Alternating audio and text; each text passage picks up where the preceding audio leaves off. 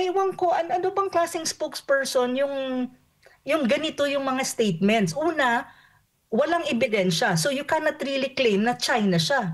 Alam mo yun, that's one thing. Nakakahiya, hindi lang sa China, kundi sa buong mundo, na ganito tayong mag-conduct ng ating politika or even yung ating sense of diplomacy. Pangatlo, napaka-undiplomatic. It's uncalled for to accuse a country nang wala kang ebidensya. Pagtatawan tayo ng buong mundo. Actually, nung nakita ko siya, parang, my God, ito na naman. Yun na lang ang reaction ko. My God, hindi na ba tayo natuto na nagiging laughing stock tayo ng buong mundo dahil nga sa mga ganitong sitwasyon at ganitong mga pagsasalita ng ating mga government official. Pero ito, mas malala. Kasi spokesperson ka eh. Kaya nga kumukuha ng spokesperson eh. Para ayusin yung pagde-deliver ng mga issues at yung stand ng isang agency ng gobyerno at hindi siya maging controversial, mag-properly explain siya. Pero this one is not explaining anything. It's an accusation against a country na wala kang ebidensya.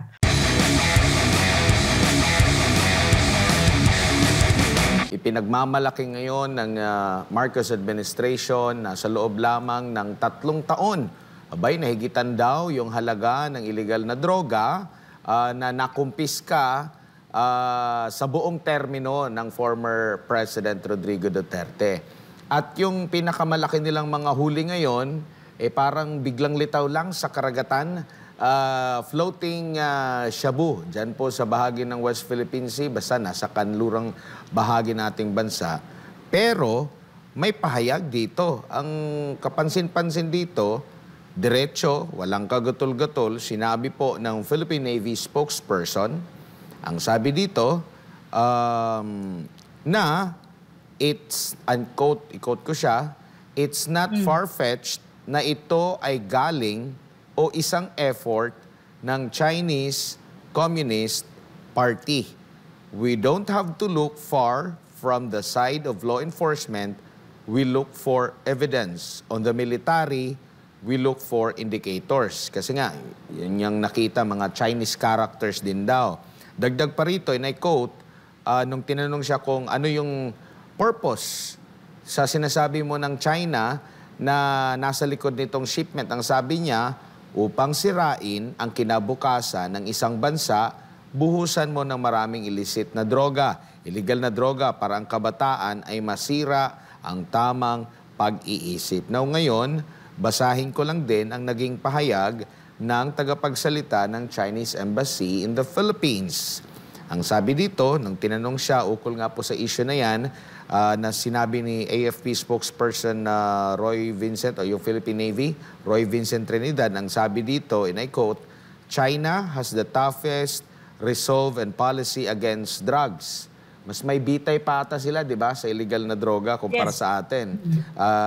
Dito, na yung mga convicted pa nga, ginagawa pa ngang witness. And we have one of the best counter-narcotics track records in the world. China has scheduled the largest number of substances and has imposed the strictest drug control policy in the world. China and the Philippines have maintained sound law enforcement cooperation in combating drugs and other transnational crimes. A delegation from Philippine Presidential Anti-Organized Crime Commission, o PAOC, recently visited China and reached important consensus with Chinese counterparts on further strengthening efforts to combat transnational crimes. We firmly oppose the baseless and malicious accusations made by certain individuals with intention to smear China. Driven by selfish political motives and acting as pawn of the U.S. Indo-Pacific strategy, certain individuals within the Philippine military have been exploiting maritime issues to provoke and escalate tensions. Such a stance does not help in solving problems. On the contrary, it has become the root cause of distrust and the stumbling block to dispute resolution. We urge certain individuals in the Philippine military to refrain from malicious attacks against China. They should heed the will of the people, act in their nation's true interest, and return to the correct path of resolving disputes through dialogue and consultation. So ganito ba ang pamamaraan ng gobyerno na tiningnan mo lang, diretso agad bigay na, ang dahilan nito, itong suspect, nasaan na rule of law? Hindi mo pa nga naimbestigahan eh.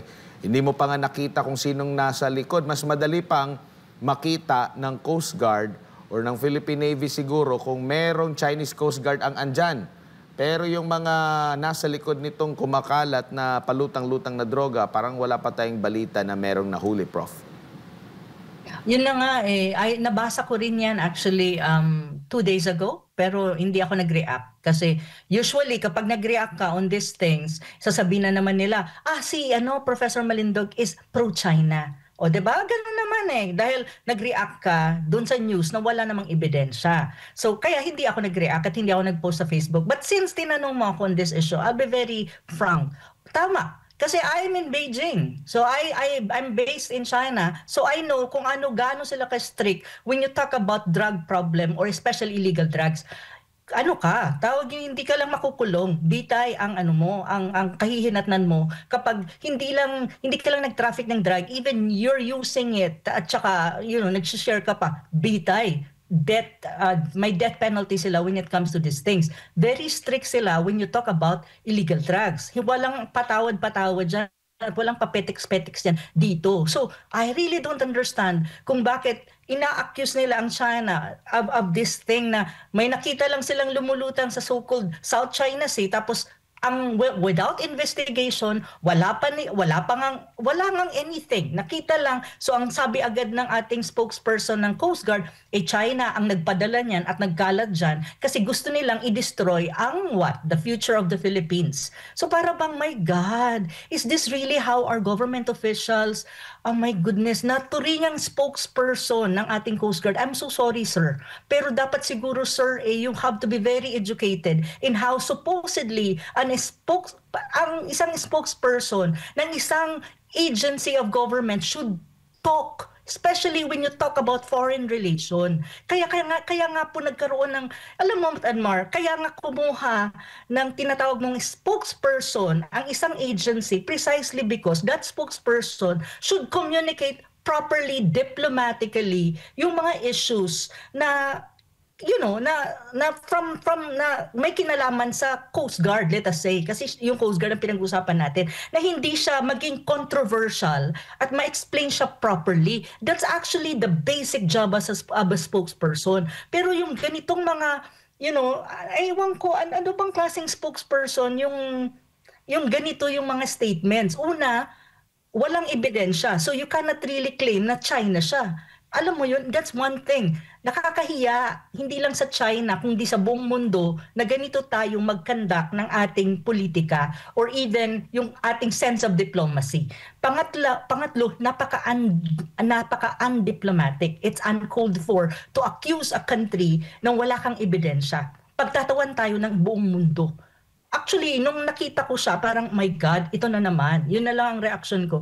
My God, hindi na ba tayo natuto na nagiging laughing stock tayo ng buong mundo dahil nga sa mga ganitong sitwasyon at ganitong mga pagsasalita ng ating mga government official. Pero ito, mas malala. Kasi spokesperson ka eh. Kaya nga kumukuha ng spokesperson eh. Para ayusin yung pagde-deliver ng mga issues at yung stand ng isang agency ng gobyerno at hindi siya maging controversial, mag-properly explain siya. Pero this one is not explaining anything. It's an accusation against a country na wala kang ebidensya.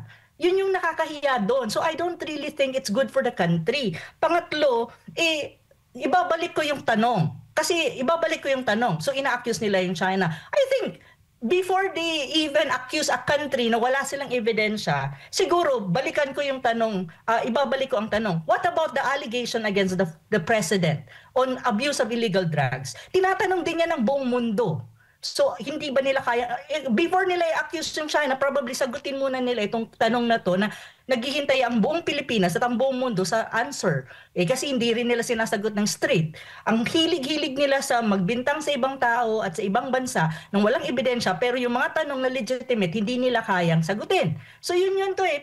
Diyos ko Lord, kung hindi ang Pilipinas matututo at titino sa mga ganitong usapin at larangan, nakakahiya. I know, nakakahiya na ang Pilipinas nare-reduce, nakatawa-tawa sa buong mundo dahil may mga ilang officials tayo na ginagamit ang kanilang platform to criticize, to paint a country in a bad light. Wala namang ebidensya. I mean, I don't have anything against criticizing any country for that matter. Mapa China yan, mapa United States yan, mapa India yan, mapa South Korea yan. Because as a country, we can actually do that. However, make it sure that you have done your homework. May ebidensya ka, may investigation yan, tangible. Kasi kung wala, and it's like hearsay, then may nakita ka lang character doon na anyone can do it actually, nakakahiya po tayo. Yun po yung aking masasabi dyan. Actually, hindi na nga ako nag-react dyan nang pinasa sa akin yung information na yan. And screenshot ng parang news report. So sabi ko, ay Diyos ko, hindi na ako mag-react. Kasi alam ko na ang sasabihin nila, pro-China yan si Malindog, uy. So ako parang, okay, wag na nating patulan. Pero ngayon na tinanong mo ako, this is what I can say about this. Opo. Pero pag mga ganyan po bang usapin, kahit na hindi China ang involved, kahit na ibang bansa, diretso ba nating sinasagot agad na ganyan or dumadaan tayo sa tamang pagsagot, no, sa pamamagitan ng diplomasya, sa pamamagitan ng DFA? Kasi hindi lang din naman ang sinasabi nilang galing sa China daw yung illegal na droga. Marami din tayo mga illegal na droga galing sa Africa, yung iba pa nga galing sa Estados Unidos na isinumbong, no, doon na may darating na. So ibig sabihin ba Estados Unidos yung ano nito, ang purpose nila is yung kabataan siraan agad yung bansa natin na ganito agad? Ganun ba talaga dapat tayo mag-imbestiga? Actually, Admar, maling-mali ang statement. I'm sorry, sir, pero I'm really sorry, sir. Pero as far as I'm concerned, maling-mali ang ganong statement. Before you even say anything, especially kung nakita pa lang, halimbawa, yung drug na shabu, whatever man drug na nandyan, na nakita nila, na confiscate nila, na pinagkakalandakan nila like trophy, na surely sa SONA, gagamitin nila yan.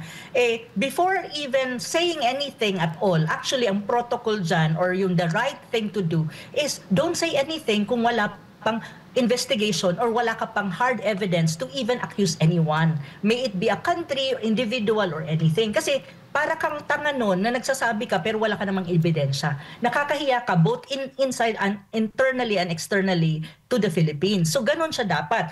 Una, nakita nyo, conduct an investigation, proper investigation, and then pag may nakuha kayong ebidensya, then probably vet the evidence kasi may vetting process yan. I-vet mo yan. Hindi ibig sabihin na nakakuha ka ng ebidensya, magpipreskon ka na. No. You have to vet and you have to double check kung tama ang information mo. And then probably if necessary for you to put it out in public at it has nothing to do, it will not impact any kind of negative impact with foreign relation kung may ibang bansa na involved dyan or national security, pwedeng maapektuhan, you don't divulge it in public. Pero kung wala, it's for public information, then you say it to the public na ito na-confiscate namin based on our investigation. Ito yung nakuha naming ebidensya, na-verify na namin yan, blah, blah, blah. So this is what we can say and conclusion and we're further investigating. Supposed to be, should be like that. But take a look. Ano bang nangyari doon, Madmar? Para bang nakakita ka, Chinese. So ang China ang may kasalanan dyan at sinisira, gustong sirain ng China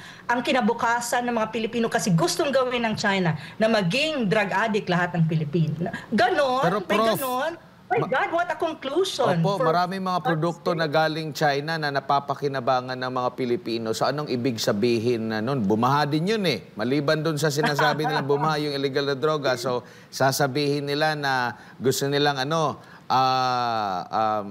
yung kaisipan ng mga kabataan, lasunin. So ibig sabihin ba nito na maraming produkto galing China, gusto rin tumulong ng China sa atin? Na ano ba kasi kung yan ang logic, di ba mas maraming mga produkto na nagagamit ng mga Pilipino. Lahat na ata ng mga produkto makikita natin sa bahay ng isang Pilipino, made in China. Made in China. So may magandang maidudulot. So ano ba talaga? Masama o magandang maidudulot? Pero dito tayo, Prof, bilang ikaw ay nag-aaral para maging doktor sa larangan ng economics, Opo. parang dina-downplay ng Oh, yeah. administrasyon itong posibleng masamang epekto ng tensyon na ngayon ay nagkaroon ng ceasefire. Di natin alam kung hanggang kailan kasi di naman ito first time na nagkaroon sila ng ceasefire. Yung gulo nga sa Middle East, parang ano na yan sasabihin agad, matagal na, biglang susulpot, bigla namang mawawala. Pero yun ang nababanggit na wala namang epekto. Anong masasabi mo dito, Prof? Yun nga I posted my quick commentary on that. Kasi ang nagsabi mismo, actually is the President, si Pangulong Marcos Jr. Parang sabi niya, parang dinownplay lang na wala namang masyadong effect sa Pilipinas, sa Philippine economy, yung nangyayari sa Middle East, sabi niya. At parang hindi lang naman ata siya ang nagsabi noon. Yung kanyang mga tinatawag na economic managers ata ay may ganun ding perspective. So parang sabi ko, really? Oh, wow.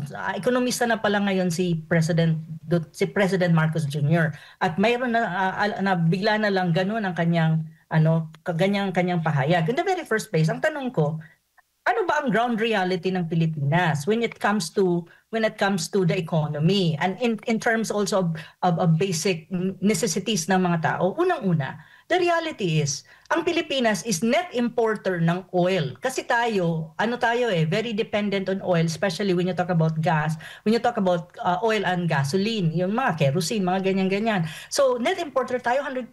So, saan ba nila ini-import lahat yan? Di ba karamihan dyan, ini-import mo sa Middle East. Sino ba ang involved ng gera? Di ba din Middle East? Wala naman tayong tinatawag na energy sovereignty. Well, we're very dependent on import. So anything that happens in the Middle East, mapa small scale war yan or mapa big scale na regional conflict yan or bilateral conflict, interstate war, at the end of the day, the Philippines will be affected. That's a reality. Tataas ang presyo ng mga bilihin dahil tataas ang presyo ng energy. And that's basically oil and other oil-related products. Hindi ba niya naiintindihan yung issue ng inflation? Anything that happens to oil or energy, may impact yan sa buhay ng mga Pilipino kasi ang kasunod na niyan, ang kasunod na impact, ang kasunod na effect niyan is tataas din ang presyo ng mga bilihin.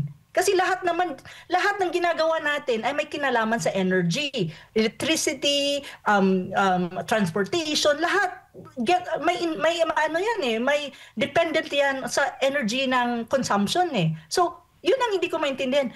Hindi ba niya alam yun?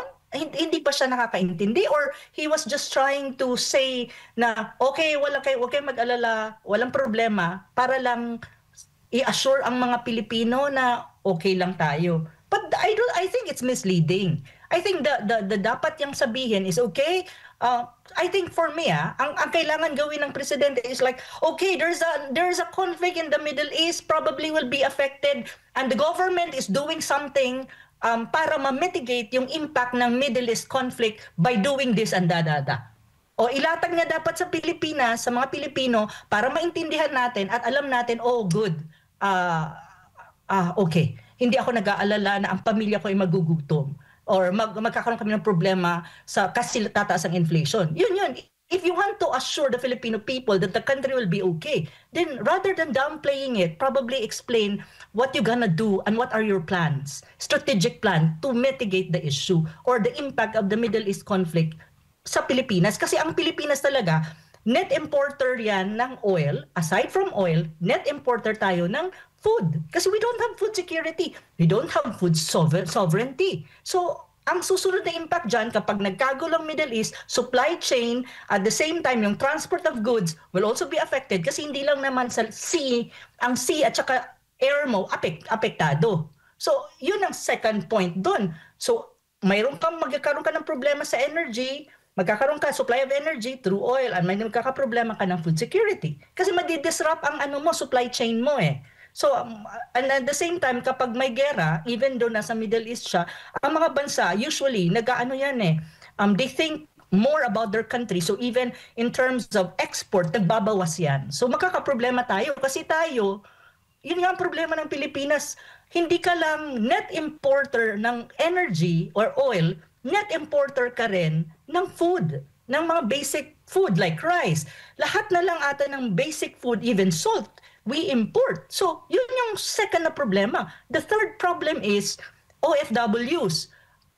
The president, I think he knows, or yung mga kasama niya sa Malacanang knows, na lifeblood ng Pilipinas is yung remittances ng mga OFW. We need it. Kasi kapag yan nawala, especially coming from the Middle East, kasi over 2 million ata ang OFWs na nasa Middle East, kapag nawala yan dahil lumaki yung gulo or nagkaroon ng negative impact sa OFW, mawawalan ka rin or babawasan ang remittances mo. The second thing is, uuwi ang OFW mo. Pag umuwi yan sa Pilipinas, ano ang job na i-offer mo sa kanila? So ang sinasabi ko lang, imbis na the downplay mo, probably the president should think what to do. And if alam niya kung anong gagawin, may plano na sila, probably explain it to the Filipino people, not necessarily in details, but at least give us an idea of what is your plan para naman assured kami na we will be okay and hindi na kami mag-worry dahil we have a government that actually thinks about, really think about these things and takes care of us. Ganun siya Pero parang sabi ko, ganito ba talaga ang mga presidente? Kasi ang tingin ko sa ibang presidente sa ibang bansa, because I'm from the international, right now, most of the time, I interact with so many people from the international level, and sometimes I see presidents, ang tingin ko sa kanila, they come up with a plan, every sector, depende kung sa anong nangyayari sa mundo, and then they will implement and communicate to their own people. So, parang sa akin, bakit nada-downplay sa Pilipinas ang Middle East conflict? And it's the president saying this. Parang iba yung, parang sabi ko, my God, ano pa nangyayari sa Pilipinas? Syempre, worried ako, I'm a Filipino, hindi naman ako, at the end of the day, katapos ng pag-aaral ko, babalik din ako sa Pilipinas to work there. So parang, ano nangyari? Ganito ba talaga tayo? Parang, my God. And Prof, eto pa Prof, dahil di ba sa reporting ng gobyerno, maganda raw yung takbo ng ating ekonomiya. Pero kamakailan lang, binasag ito ng World Bank. At sa kanilang forecast, noong 2024, nag-forecast sila na ngayong taon na ito, posibleng umabot sa 5.6. Pero binago ito ng World Bank, nasa 5.3% na lang ang maaring magiging growth forecast ng ating ekonomiya. Malayo ito sa 6.7% na target. No? Ang sabi pa nga dito nila, sa kanilang target din, sa tansya nila, 5.4% sa World Bank ito sa 2026 and 5.5% sa 2027.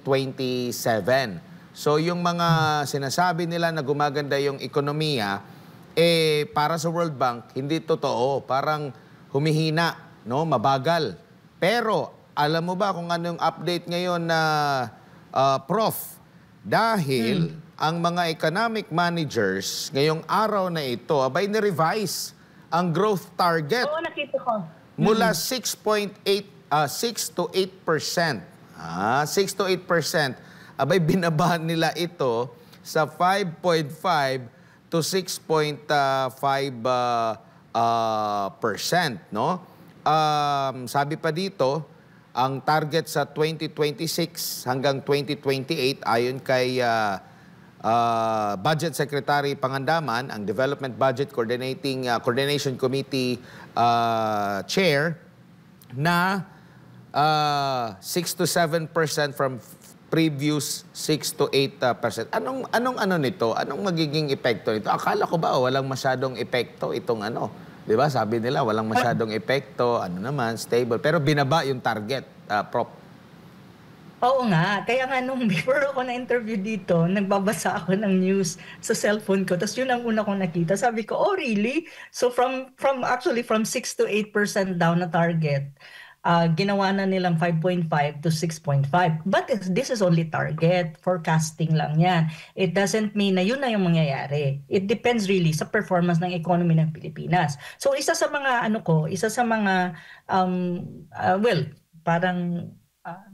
parang guess ko lang ba or something, analysis ko lang ba sa nababasa ko na biglang out of the blue is I think there is kahit itong pagbaba ng target connected yan sa nangyayari sa Middle East kasi talaga if that conflict kahit ngayon na may ceasefire daw pero hindi naman talaga alam kung ceasefire nga ba yan o hindi kasi maraming ano diyan maraming kwento diyan sa quote-unquote na ceasefire daw na yan. Maraming kwento diyan, may insider and outsider na mga kwento diyan.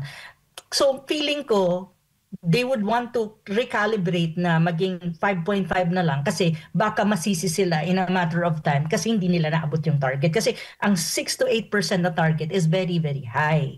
Actually, for a Philippines, na kung sa titignan mo, ang dami na, ito nga yun they're bragging na the Philippines kuno is quote-unquote having this percentage of growth. Pero kung titignan mo ang mga surveys na ginagawa ng iba't ibang survey outlets, makikita mo na hindi nagtutugma yung binabrag nila na growing economy tayo dun sa actual life situation ng mga Pilipino. Kasi kung titignan mo ang mga survey outlets, when you talk about these issues, una, ano ang problema? Yung self-rated poverty, mataas. Yung inflation, of course, nagfa-fluctuate. Mataas, bumababa, minsan mataas, minsan bumababa, pero fluctuating. Pero I'm not even sure kung yung fluctuating yan, may manipulation na nangyayari. Pangatlo, when you talk about unemployment, is mataas. May pag-rise ng unemployment, underemployment. And when you talk about prices of goods, mataas. Hindi naman bumababa. Yung sinasabi nilang 20 pesos of rice, that is a manipulation of the market. Kasi kung titignan mo ang market price ng rice, ng totoong magandang rice at nakakakain mo talaga, is hindi yung 20 pesos. That's impossible for the Philippines at the moment. So, yun yung mga sinasabi ko. So, parang ang nangyayari siguro, recalibrate nila ito para lang makita na, it's actually para lang maging realistic kasi nga may nangyayari sa Middle East. Pero even then, ang tanong ko lang talaga, bakit hindi nagtutugma yung kanilang mga forecast and even yung sinasabi nilang achievement in the economy when in fact the life, the actual life of a Filipino, especially hindi yung mga elite hindi yung mga yaman, yung regular Filipino, hindi naman nagbabago. Kasi alam mo, kung ang ekonomiya ng isang bansa ay nagbabago at tumataas, at you really have that growth, then you will see it in the kind of life that, your citizen, kung anong klaseng buhay mayroon ang mga tao sa loob ng bansa. I have been to so many countries all across the world, even before and now. Makikita mo talaga na pag sinabi nila na nag-i-improve ang aming ekonomiya, ang GDP namin, makikita mo yan sa klase ng pamumuhay mayroon sila. Nakikita mo na umuunlad at maganda ang kanilang pamumuhay. Pero sa Pilipinas, it's so conflicting na sasabihin nila na ito yung growth, pero yung buhay ng mga Pilipino, pahirap ng pahirap. Hindi siya nagtutugma. Isa sa mga dyan is hindi nagtitrickle din siguro yung sinasabi nilang growth dun sa mga Pilipino. Probably, ang mga oligarchs ang nagbe-benefit or probably bubble ito. Kasi hindi mo makikita sa pamumuhay ng mga ordinaryong Pilipino. Alam mo, Admar, in economics, kung development economics ang pag-uusapan natin, one way to gauge kung talagang nag-i-improve ang ekonomiya ng isang bansa at tumataas ito is para makikita mo yan sa pamumuhay ng mga regular Filipinos o regular na mga citizen ng isang bansa na nakakakain sila ng 3 beses ang araw, ang mga anak nila nakakapag-aral, all of these basic needs and basic goods at bumababa ang presyo ng basic necessities at may housing ang mga tao, well provided ang mga tao. That's the basic indicators if your country is getting better. Pero pag hindi yan nakita sa isang bansa, ibig sabihin everything is just bubble or maybe some of it are manipulated. So ganun yun. Kaya palagi ako nag-iisip, paano nasabi na ganito yung growth? Ang survey mo would indicate na self-rated poverty tumataas. Bakit tumataas ang self-rated poverty when sinasabi mo may growth ka? Yun yung mga conflicting na mga nakikita ko every time may mga ganitong statistics na lumalabas from the government.